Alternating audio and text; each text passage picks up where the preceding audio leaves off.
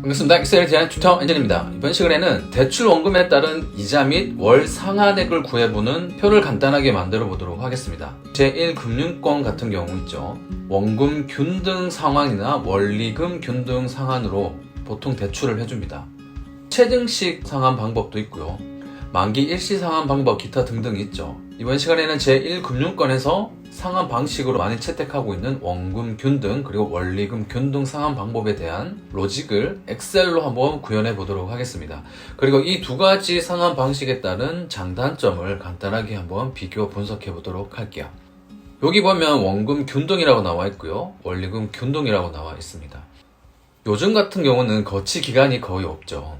몇 년 전만 하더라도 예를 들어 1년, 2년 이런 식으로 거치기간이 있었지만은 요즘은 상환 능력이 되는 사람들 위주로 대출을 해주고 거치기간 없이 바로 원금을 상환할 수 있도록 원금 균등 또는 원리금 균등 상환 방식으로 진행이 된다고 합니다.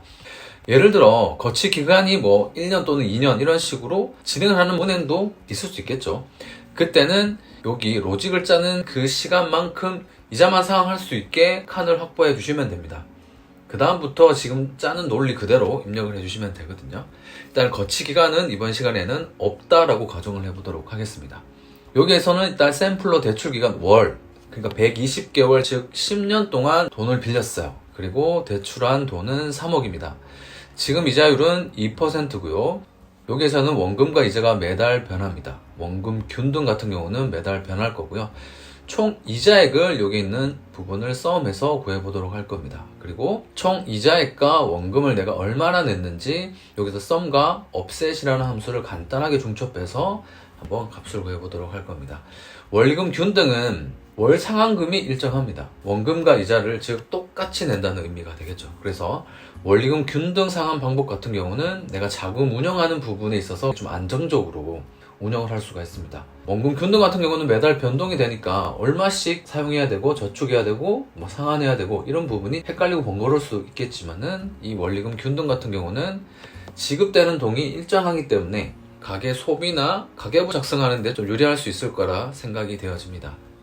그리고 총 이자액, 원금도 똑같이 로직에 맞춰서 짜보도록 할 겁니다. 그럼 이 논리를 어떻게 구하는지 문제 시트로 넘어가서 한번 확인해 보도록 하겠습니다. 문제 시트로 넘어왔고요.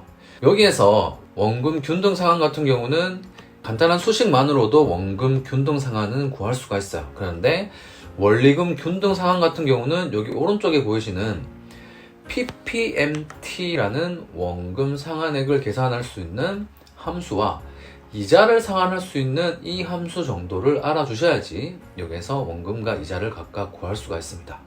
일단은 거치기간부터 원금 균등부터 해서 0으로 이번 시간에 거치기간 없다라고 가정한다고 했죠. 그리고 대출기간은 60개월 해볼게요. 앞에서는 120개월이었지만은 지금 같은 경우는 60개월 즉 5년으로 해보도록 할게요. 그리고 금액은 똑같이 해볼게요. 1, 10, 100, 1000만, 10만, 100만, 1000만, 억 해주도록 할게요.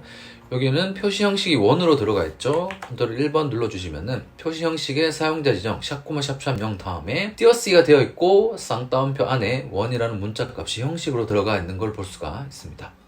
대출 이율은 앞에 똑같이 2.0% 해보도록 할까요? 여기서도 %라는 표시 형식을 미리 입혀놨죠. 그리고 월 상환금은 원금 균등 같은 경우는 이제 변동이 될 거예요. 변동이 될 거기 때문에 일단 제가 변동이라고 이렇게 적어놔 보도록 할게요. 총 이자액은 여기 원금 균등 같은 경우는 이자가 여기 회차에 따라서 이자액 합계를 구하면 될 거예요. 그런데 지금 여기 표를 보시게 되면 제가 충분히 대출 기간에 따른 횟수를 뭐 월이라고 얘기해도 되겠죠. 횟수를 10년치를 넣어 놨습니다. 그런데 여기에서는 횟수에 따른 이자액까지만 더해야 돼요. 예를 들어 60개월이면은 60회차까지. 그런데 120회차까지 뭐 이런 식으로 우리가 이제 수식을 넣어 놓을 텐데 더할 때 오류가 발생할 수 있기 때문에 우리는 썸과 offset 함수를 활용을 해서 논리를 짜보도록 할 겁니다. 일단 먼저 논리를 한번 짜보도록 할까요? 여기에서 는 하고요. 썸 걸로 열도록 할게요. offset이라는 함수를 사용할 텐데 offset 관련한 강의는 제 유튜브 채널에 많이 업데이트가 되어 있습니다. 그 부분을 참고해 주시면 좋을 것 같고요. 일단 offset이라는 함수를 여기에 적어주도록 할게요. 출발점은 이자가 시작되는 1회차 이 부분을 찍어주면 되겠죠. 그리고 뭐 절대참조 해주시면 될 거예요. 그리고 나서 로우와 컬럼수 같은 경우는 지금 생략 가능하죠. 시작 전부터 우리는 일단 범위만 필요합니다. 위치상 로우로 몇 칸 이동해서 또 콜럼스 오른쪽으로 몇 칸 이동해 이런 개념이 지금 없죠. 그렇기 때문에 콤마 찍고 여기에서 0을 넣던지 또는 그냥 생략 차원에서 콤마를 바로 찍어줍니다. 이렇게 하시면 됩니다. 그리고 여기에서 콜럼수도 마찬가지 지금 생략하면 된다라고 했죠. 그래서 콤마 찍어서 이런 식으로 생략시켜 보도록 할 거고요. 하이트 구간이 지금 우리는 필요하죠. 하이트 구간은 대출 기간만큼 찍어 보도록 할게요.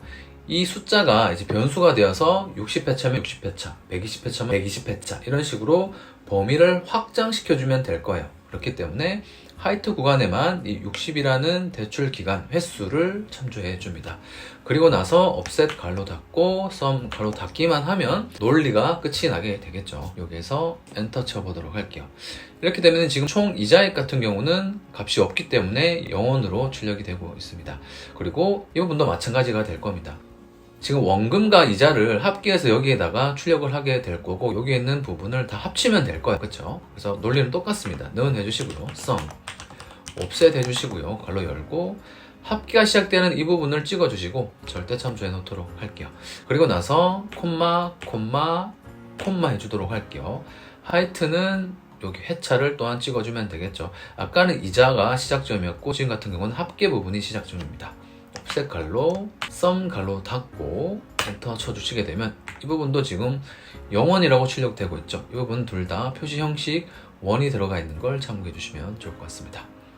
그리고 원금 여기 균등 상한 부분에 이 부분부터 한번 원금을 어떻게 매 회차 갚게 되는지 한번 값을 넣어 보도록 할게요. 여기에서 일단 원금 균등이라는 뜻은 원금이 회차가 진행될 때 모두 동일하다라는 개념이거든요. 그래서 는 하고요. 여기 원금을 절대 참조해 주도록 할게요. 그리고 나서 나눌 겁니다. 나누는데 전체 회차만큼 나누면 매달 원금을 내는 건 균등하게 될 거기 때문에 여기 대출 기간을 클릭해주면 되겠습니다. 그리고 나서 절대 참조해 주도록 할게요. 그러면 60회차 동안 매달 똑같은 금액을 나눠서 낸다라는 개념이 될 거예요. 엔터 치게 되면은 매달 500만원씩 이렇게 내면 될 것 같습니다. 그리고 나서 60회차가 있는 이 부분까지 쭉 찍어주셔도 되겠지만 이렇게 하면은 매번 이렇게 복사 붙여넣기를 해야 되기 때문에 일단은 쭉 더블 클릭해서 120회차가 있는 이 기간까지 똑같은 값이 출력이 될 수 있도록 일단 값을 넣어 놓도록 할게요. 어쨌든 우리는 여기에서 다 더하는 값은 60회차까지만 더하면 되니까 이런 식으로 자동 채우기 핸들을 60회차까지 번거롭게 당길 필요 없이 그냥 처음부터 끝까지 값을 넣어 놓도록 할게요. 그리고 나서 이제 이자는 어떻게 지급할 거냐 하면은 내가 원금을 낸 만큼의 잔존되어 있는 그 전체 상환 금액에서 이자가 나가게 됩니다. 그렇기 때문에 처음 이자는 어떻게 계산을 할 거냐면은 는 해주시고요. 두 번째부터는 복사 붙여넣기 하는 규칙성이 존재하는데 첫 번째는 조금 달라요. 일단은 첫 번째 차에서는 대출 원금을 찍어주시고요. 절대 참조해 놓도록 하겠습니다. 그리고 나서 곱하기 괄호 열도록 할게요.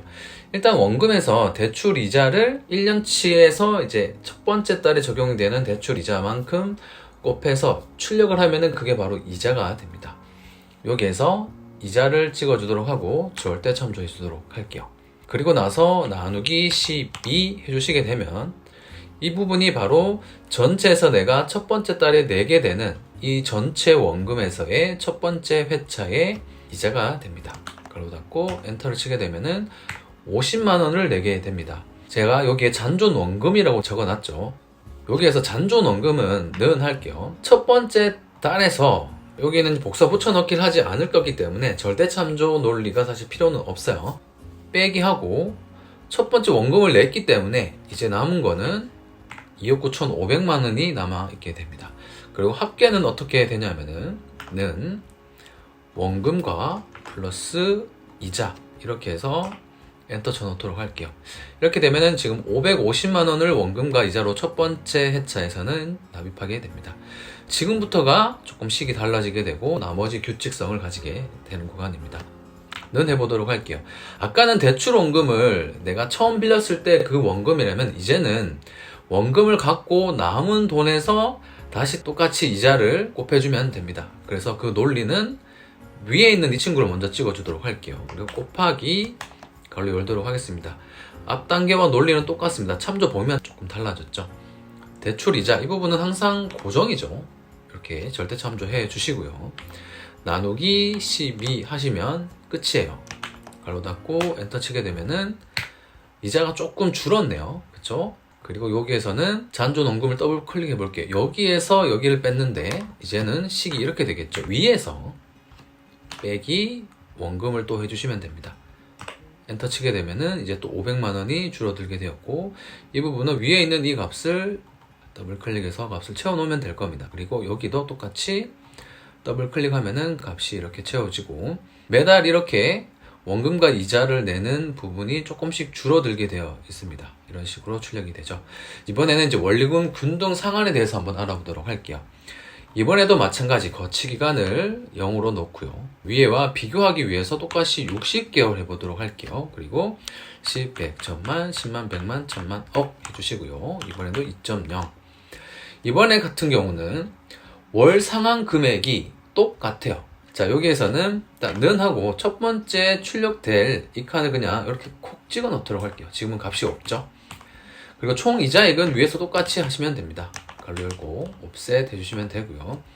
여기서 이자는 출발점이 여기고요. 절대 참조해 놓도록 할까요? 아까처럼 로우스 생략, 컬럼스 생략, 콤마 한 번 더 찍고 대출기간 회차를 찍어주시고 옵셋, 썸 갈로 엔터 쳐주시면은 여기가 이제 마무리가 되겠죠. 여기서 출발하는 부분도 절대 참조하지 않아도 상관없어요. 자, 일단은 여기는 해주시고요. 썸, 옵셋, 걸로 열어주시고, 이번에는 원금과 총 이자액 합계죠. 이 부분을 찍어주면 되겠죠. 이 부분에서, 이번에는 절대 참조 안 하도록 할게요. 여러분이 계속 헷갈릴 수 있는데, 아까 했으니까, 그럼 헷갈리니까, 사실 해주는 게 더 안 헷갈릴 수 있겠네요. 왜냐하면 복붙할 게 아니기 때문에 그렇죠. 한 번, 쉼표 두 번, 세 번 찍어주시고, 대출 기간을 찍어주시고 옵셋 갈로, 썸 갈로, 엔터. 총 이자액, 네, 이 부분 잘 참조됐죠? 이렇게 해주시게 되면은 이제 원금과 이자를 구하게 됐을 때 여기 합계 부분과 총 이자액 금액이 이제 계속해서 이렇게 합쳐져서 들어오게 될 거예요. 원금 부분 같은 경우는 PPMT라는 원금 상한액을 구하는 함수를 여기에 집어넣어 주셔야 돼요. 원리금이 균등하다라는 것은 원금과 이자가 균등하게 지출이 된다라는 의미예요. 얘는 원금이 균등했었거든요. 그래서 일단 비교할 수 있도록 여기는 하고요. PPMT 원리금 균등 상한의 원금부터 한번 구해보도록 할게요. 여기 보면은 레이트 퍼, M 퍼 해서 PV 해서 쭉 여기 인수에 대한 설명 구간을 제가 한글로 이렇게 적어놨습니다. 여기서 일단 FX 버튼을 한번 눌러서 이 함수를 한번 분석해 보도록 할게요. 레이트는 이율을 참조해주면 됩니다. 여기서 주의하셔야 될 부분은 이율 같은 경우는 보통 1년치에 대한 이율이죠. 그렇기 때문에 반드시 나누기 12개월치를 해주셔야지 매달 내가 내야 될 이자에 대한 부분이 출력이 되는 걸 유의해 주시기 바랍니다. 여기서는 대출 이자를 여기에 찍어주도록 할게요. 그리고 나서 절대 참조해 주시고 나누기 12 하셔야지만 매월, 매 회차에 대한 이자율이 반영이 되겠죠. 나누기 12 잘 해주시고요. 그 다음 현재 회차는 납입 횟수를 뜻합니다. 지금 내가 첫 번째 또는 뭐 두 번째, 세 번째 이렇게 회차를 찍어주도록 할게요. 회차 같은 경우는 복사해서 붙여 넣을 거기 때문에 상대 참조해 주셔야지 회차 구간이 이렇게 바뀌어지게 되겠죠. 여기서 출력되는 월은 제가 표시 형식으로만 삽입을 해놨습니다. 그래서 순수한 숫자 1, 2, 3 이런 식으로 참조되어 있다는 점 잘 참고해 주시기 바랍니다. 그리고 나서 M4 같은 경우는 총 납부했습니다. 우리가 대출한 기간은 총 60개월, 즉 5년이 될 거예요. 여기서는 월로 입력을 했다는 걸 잘 기억을 해주시고 절대 참조해 주시면 되겠죠. 네 번째 구간입니다.